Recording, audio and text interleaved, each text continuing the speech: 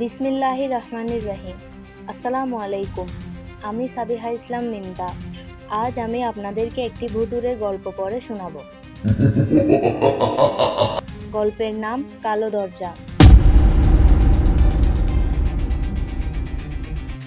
পটভূমি ফটিকছড়ির গহীন পাহাড়ি অঞ্চল। জায়গাটার নাম ধূপছড়ি। ঘন জঙ্গল আর পাহাড়ে ঘেরা ছোট একটা পল্লী।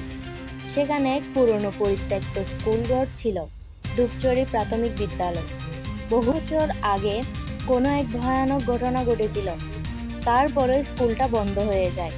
কিন্তু স্থানীয়রা বলে রাত হলেই স্কুল ঘরের পেছনের সেই কালো লোহার দরজাটা আপনা থেকে খুলে।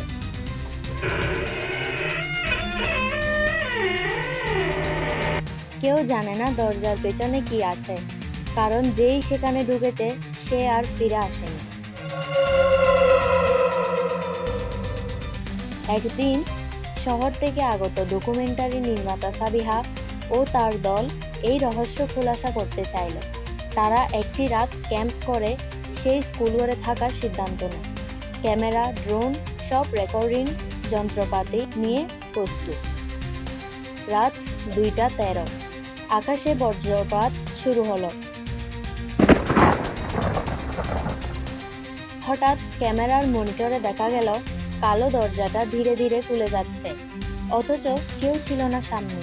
দরজা খুলতেই এক অদ্ভুত ঠান্ডা হাওয়া ভেতর থেকে বের হলো, আর পর্দার পেছনে দাঁড়ানো ক্যামেরাম্যান হঠাৎ একটা গলা খাপানো আর্তনাদ করে মাটিতে লুটিয়ে পড়ে। সাবিহা দৌড়ে গিয়ে দেখে ছেলেটার চোখ সাদা, মুখে জমাট রক্ত, আর সে একটাই কথা বলছে, সে আমাকে দেখে ফেলেছে, সে এখন তোমার পেছনে। সাবিহা ঘুরে দাঁড়ানোর আগেই ক্যামেরা হঠাৎ বন্ধ হয়ে যায়। পরদিন সকালবেলা স্থানীয় মানুষ শুধু দেখতে পেল স্কুল ঘরের সামনে মাটিতে আঁকা অদ্ভুত এক গোল চিহ্ন। মাঝখানে লেখা ছিল রক্ত দিয়ে, দরজা বন্ধ রেখো না, এবার সে বেরোবে। সে বেরিয়ে এসেছে। ঘটনার 1 বছর পর ফটিকছড়ি থানাতে একদিন হঠাৎ এক অদ্ভুত কেস আসে। ধূপছড়ি গ্রামের সব কুকুর এক রাতে হঠাৎ করে মারা গেছে। কারো মুখে ফেনা, কারো চোখ উল্টে গেছে, আর সবার পাশেই ছিল একরকম অদ্ভুত ছাপ। ছোট একটা হাতের ছাপ, শিশুর হাতের মতো, কিন্তু নখগুলো ছিল দীর্ঘ, ধারালো। পুলিশ ঘটনাটি গুরুত্ব দিয়ে দেখে। তখন থানার এসআই রফিক সিদ্ধান্ত নেয় ধূপছড়ি স্কুলঘর আবার পরিদর্শন করবে। সঙ্গী হিসেবে নেয় এক দুঃসাহসী সাংবাদিক তানভীর।